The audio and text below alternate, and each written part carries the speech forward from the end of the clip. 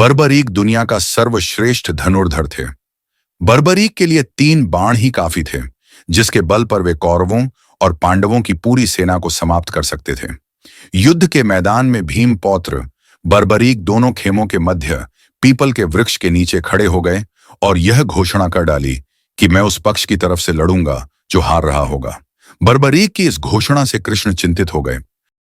भीम के पौत्र बर्बरीक के समक्ष जब अर्जुन तथा भगवान श्री कृष्ण उसकी वीरता का चमत्कार देखने के लिए उपस्थित हुए, तब बर्बरीक ने अपनी वीरता का छोटा सा नमूना मात्र ही दिखाया। कृष्ण ने कहा कि यह जो वृक्ष है, इसके सारे पत्तों को एक ही तीर से छेद दो तो मैं मान जाऊंगा। बर्बरीक ने आज्ञा लेकर तीर को वृक्ष की ओर छोड़ दिया।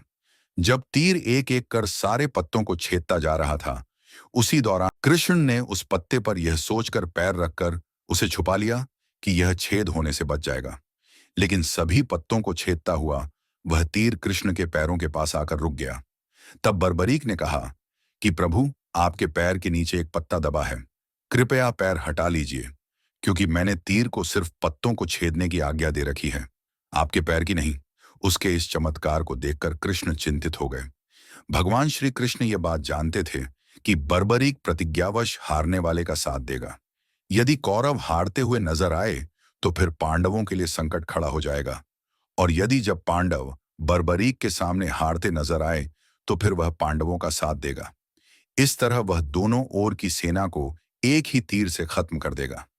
तब भगवान श्री कृष्ण ब्राह्मण का भेष बनाकर सुबह बर्बरीक के शिविर के द्वार पर पहुंच गए और दान मांगने लगे। श्री कृष्ण ब्राह्मण का भेष बनाकर सुबह बर्बरीक के शिविर के द्वार पर पहुंच गए और दान मांगने लगे।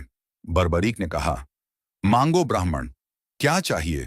ब्राह्मण रूपी कृष्ण ने कहा कि तुम दे न सकोगे, लेकिन बर्बरीक कृष्ण के जाल में फंस गए और कृष्ण ने उससे उसका शीश मांग लिया।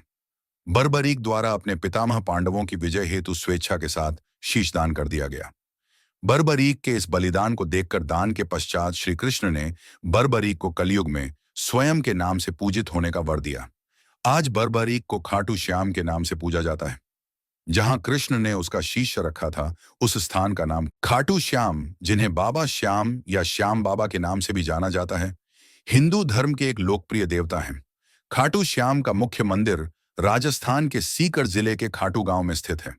खाटू श्याम को भगवान कृष्ण का कलयुग अवतार माना जाता है और इन्हें श्री श्याम के नाम से भक्तों का कल्याण करने वाले देवता के रूप में पूजा जाता।